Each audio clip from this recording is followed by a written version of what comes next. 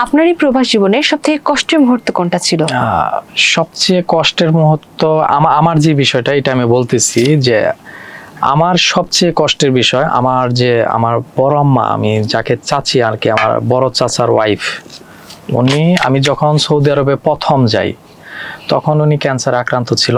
আমাকে খুব আদর করত, অনেক ভালোবাসতো। ক্যান্সার আক্রান্ত হওয়ার পর উনি মারা যায়। তখন আমি প্রথম সৌদি আরবে আর কি যাই। তখন এই কথাটা শোনার পর আমার খুবই খারাপ লাগছে যে শুধু এটা আমার না, অনেক প্রবাসীরা আছে যখন তার প্রিয়জন, তাদের আপনজন যখন দেশে যে কোনো একটা সমস্যা হয় অথবা মারা যায়, শোনার পর তখন সে দেশে ব্যাক করতে পারে না, চাইলেও ব্যাক করা সম্ভব না। এটা হচ্ছে সবচেয়ে কষ্টদায়ক। একদম ঠিক। আরেকটা বিষয় হচ্ছে যে যখন একটা প্রবাসী, আমি নিজে জানি যে যখন একটা প্রবাসী দেশের বাহিরে ইনজুরিতে যায়, যে কোনো একটা অ্যাক্সিডেন্ট